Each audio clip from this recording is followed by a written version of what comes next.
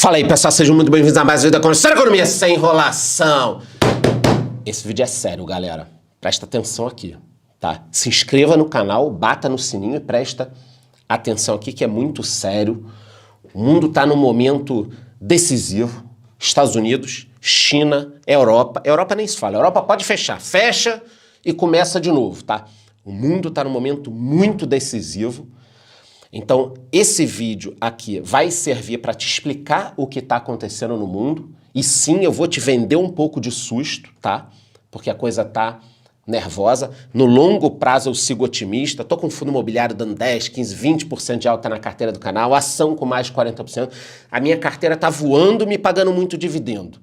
Só que eu não posso fechar os olhos para o que está acontecendo. Então, existe a possibilidade de uma crise muito grave? Existe. Eu vou mostrar para vocês. Mas eu não vou só te vender susto. Eu também trouxe aqui um estudo com 3 cenários possíveis, coisas que podem acontecer no mundo, e onde investir para cada cenário. Então pronto, você vai ficar até o final desse vídeo, depois de se inscrever, vai entender o que está acontecendo no mundo e onde investir para cada cenário. Não é uma recomendação, mas eu já trouxe tudo pronto aqui. Mas antes de eu falar sobre tudo isso, me digam aqui nos comentários a seguinte questão. Se você soubesse que está vindo realmente uma crise, você só pudesse escolher um ativo para investir, qual você escolheria? Bitcoin, ouro, prata, dólar, ações, fundos imobiliários? Se você só pudesse escolher um ativo para enfrentar uma crise, me digam nos comentários qual ativo seria. E para quem participar do domingo, eu sortear esse que é o melhor livro de todos os segredos da mente milionária, mais um caderno exclusivo do canal, sem enrolação. Então, Ibovespa aí se equilibrando acima dos 110 mil pontos, ouro abaixo de 1.800 dólares. Essa semana algumas ações tiveram uma alta muito forte, como Magalu, Americanas, mas no âmbito geral, essas ações já caíram muito também. Em relação específica ao Ibovespa, eu acho muito bom ele conseguir ficar acima dos 110 mil pontos. Ele quase foi ali para 90 mil pontos e se segurou, mesmo com toda a crise que pode vir por aí e essa eleição meio tumultuada. O dólar também, nesse patamar de 5, para o que a gente pode enfrentar durante as eleições, está ótimo, tá? Por enquanto eu acho uma boa oportunidade. Então, primeiro momento, a semana, sem muita novidade, Bovespa segurando o dólar, ele com ainda uma quedinha, mas nada muito significativo. Já na Argentina, eles estão enfrentando uma corrida aos bancos, chance da Cristina Kirchner ser presa, e a coisa está muito complicada. Por quê? Porque a Argentina não enfrenta uma crise que ela para de piorar e depois ela vai ter que se recuperar. Não. A cada semana essa crise vai piorando. E aí eles vão tomando medidas e a crise piora mais ainda. Então, a crise da Argentina, ela está a cada dia ficando pior. Uma inflação enorme. Já por aqui, a prévia da inflação mostra uma possível deflação de novo, que pode ser muito bom para a gente no longo prazo. Agora, nos Estados Unidos, o Fed declarou que vai controlar a inflação, mesmo que leve a alguma dor. A dor aonde? Vão bater em alguém? Não. Dor no bolso, meu amigo. Dor no bolso. O que quer dizer isso aqui que o Fed está falando pra gente? Que eles vão combater a inflação, custe o que custar. E tem que combater. Como se combate a inflação? Um banco central, um governo? Aumentando os juros. E o que causa na economia real o aumento dos juros? Desemprego, desaceleração, recessão. Então vocês estão entendendo? O que deixou o mundo com medo sexta-feira agora foi essa fala do Banco Central, que todo mundo entendeu o seguinte: os juros nos Estados Unidos vão continuar subindo. O governo vai fazer com que a economia pare para trazer inflação para a meta e depois seguir de novo. Você precisa entender isso, tá?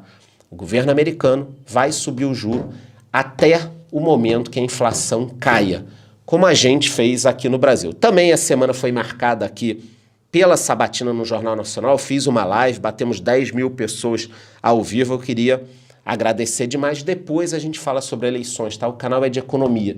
Eu só falarei sobre política quando envolver economia e sempre com a opinião real, o que está acontecendo, a notícia de verdade, não o que passa na minha questão ideológica. Em relação a notícias internacionais, que temos as questões de China, Estados Unidos e Europa, o que cada país está passando, vamos começar pela China. Sim, eles estão com um problema no setor imobiliário. Não sou eu que estou dizendo, tem alguns fundos, até o BlackRock e o UBS estão entre os fundos que reduzem a exposição à propriedade na China. Por que eles estão reduzindo? Boicote a hipotecas ultrapassa 145 bilhões de dólares, indicadores caindo, que seriam bons indicadores, e indicadores ruins subindo.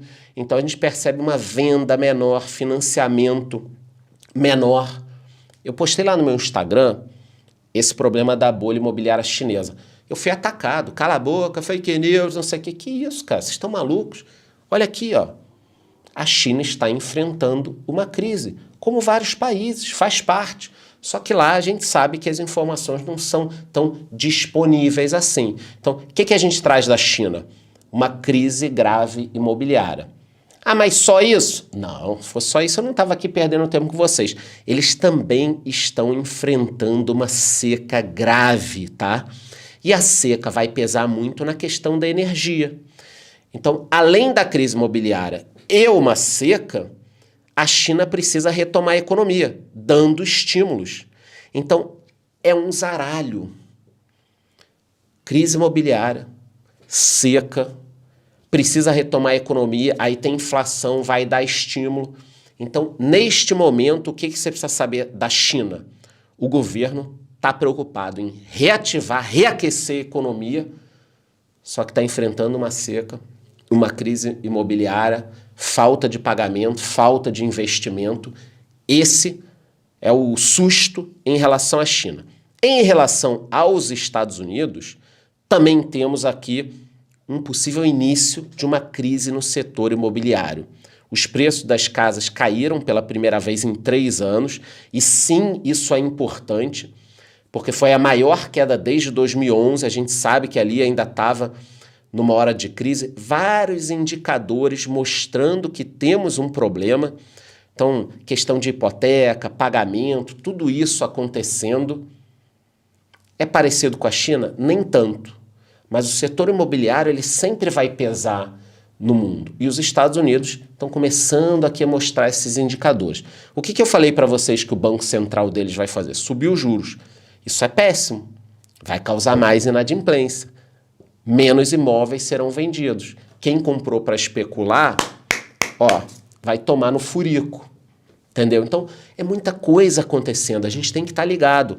Você pode assistir só o vídeo aqui de domingo, você já vai entender. E também estão enfrentando uma seca que eleva o preço da energia. A questão americana pesa no mundo inteiro pela influência global, porque os Estados Unidos exportam petróleo, tem a questão do acordo com o Irã. Os Estados Unidos é um player importante no acordo com o Irã. Se sair, pode ser que o preço do petróleo até caia. Então, olha quanta coisa. China, muito problema. Estados Unidos, muito problema. Vai subir juros, vai paralisar a economia. E para a gente fechar o caixão aqui do susto, a Europa está com um grande pepino na mão. Tem o maior problema. Por quê? Porque a Europa está sofrendo muito com a guerra entre Rússia e Ucrânia, devido ao preço do gás. Essa guerra já chega ao 6º mês. A Rússia fica brincando com a Europa, para o gás, aí liga o gás de novo, para o gás, aí liga o gás de novo. Fica nessa brincadeira ali. Eles têm uma dependência do gás russo, a Europa, uma dependência total, causada pelas últimas gerações de líderes, e isso trouxe uma crise muito grande. Seca, corte de gás, escassez de energia. A seca também está batendo muito forte, olha só. Pedras da Fome, falso outono. Como a pior seca em 500 anos afeta a Europa. É a pior seca em 500 anos. O Brasil passou isso há 3, 4 anos, lembram? Aí, caralho, Brasil, desmatamento, tá destruindo tudo. E ninguém tá falando nada da Europa. Pior seca em 500 anos. Eu vi as fotos, não vou trazer tudo aqui para vocês para o vídeo não se estender, mas é um negócio de louco, cara. É barco na terra já, secou tudo. Secou tudo. Então, a Europa está enfrentando algo muito grave. A guerra da Rússia e Ucrânia só piorou em muito a situação. E isso tudo levou a uma crise energética nunca antes vista.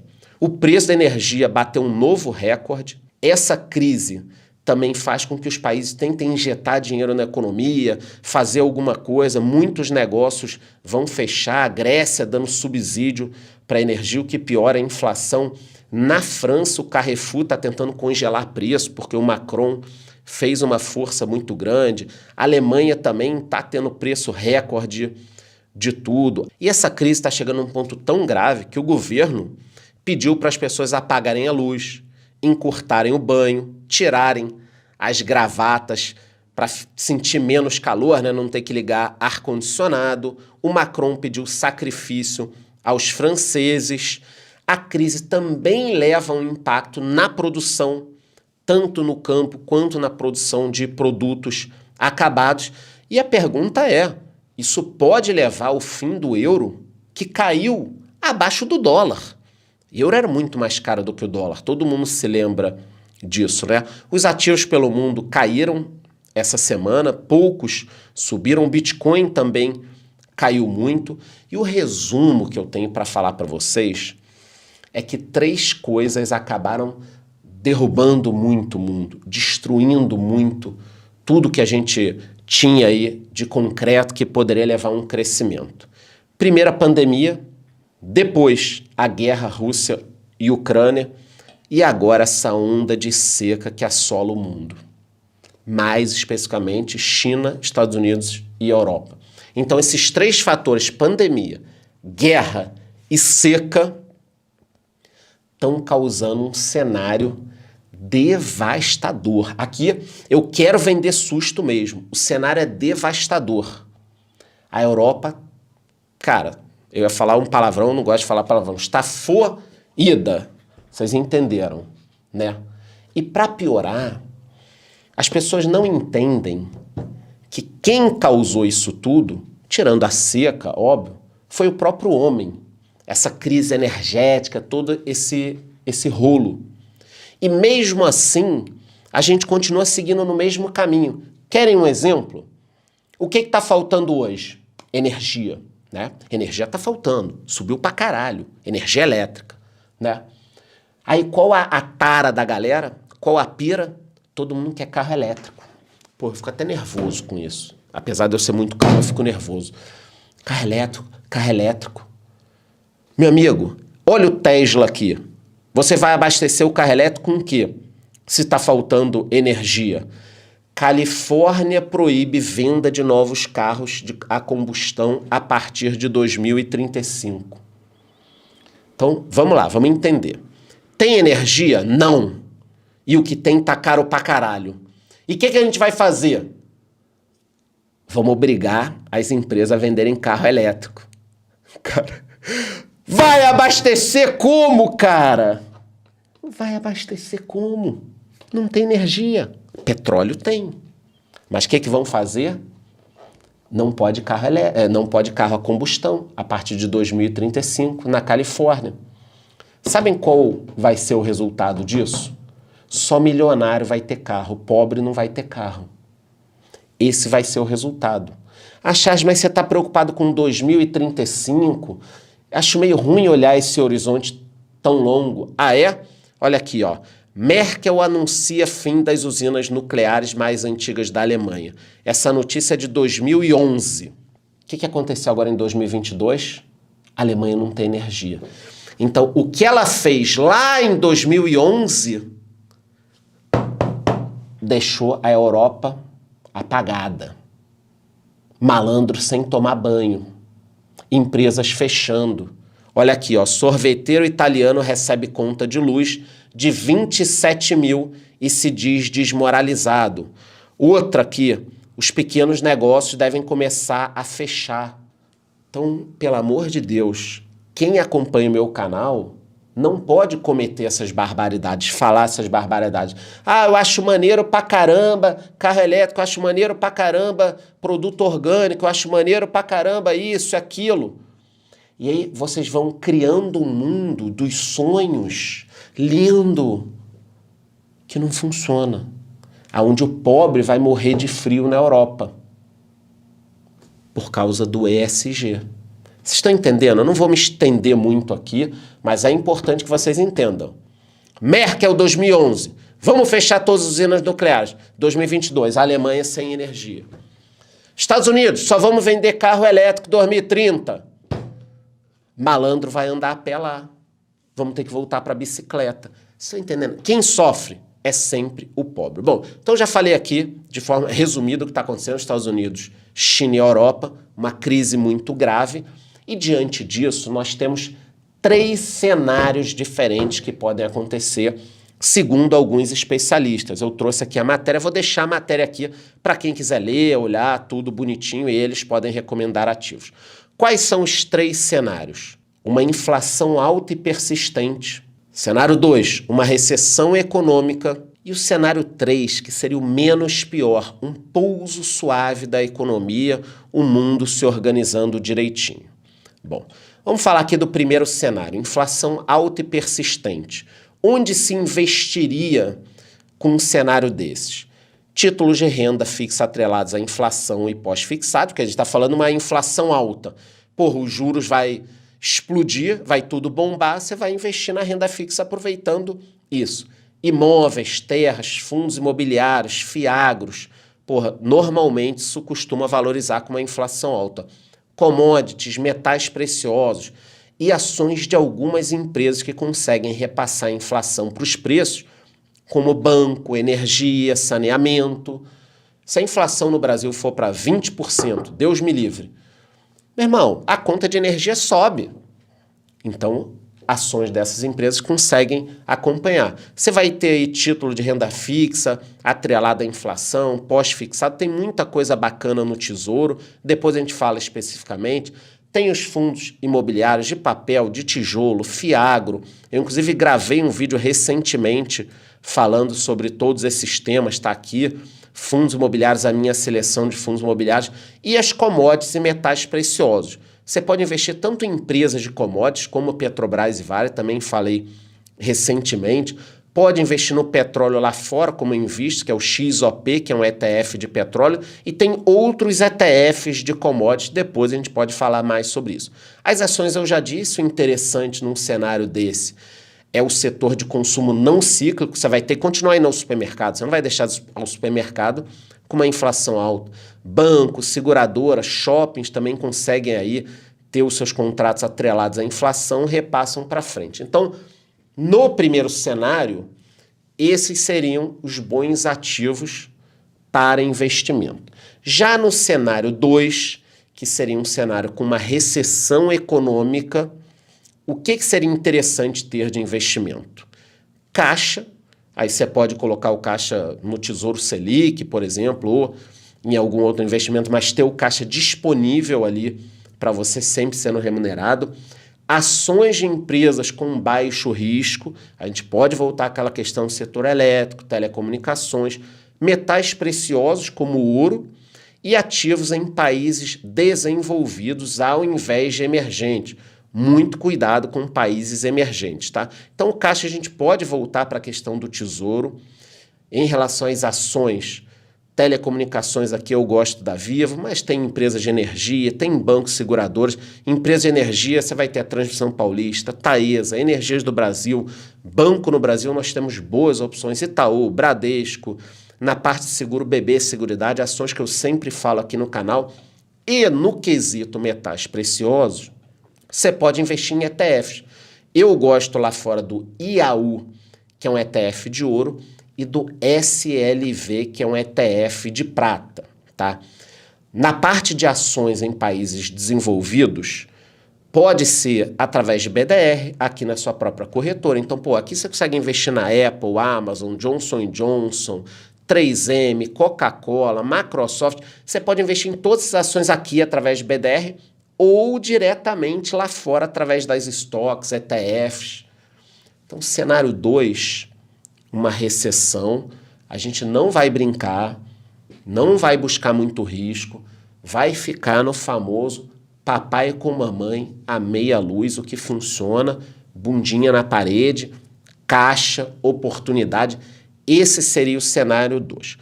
O melhor cenário, se Deus quiser, eu torço para que aconteça isso.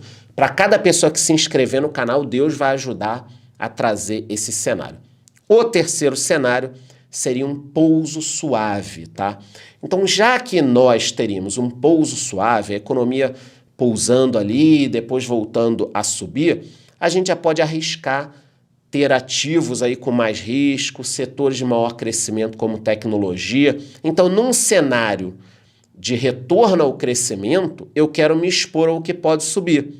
Criptoativos, Bitcoin, Ethereum, ações com um pouquinho mais de risco, ETFs como o Small 11, que vai investir no pacote de ações Small Caps, que tem um potencial de crescimento maior, mas um risco maior, setores de maior crescimento, pode ser tanto via ETF como ações de tecnologia, por exemplo, Sync, a Localweb, TOTUS, Positivo, esse tipo de ação. Então, esses três cenários são muito interessantes, Eu trouxe aqui para vocês. O ponto-chave é, eu estou otimista no longo prazo, mas a quantidade de pica que está caindo, meu irmão, nessa chuva, não pode ser ignorada.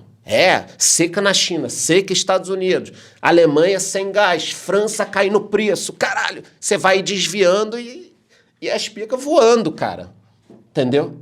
Então eu não posso fechar os olhos aqui e ignorar. O que eu estou fazendo, tá?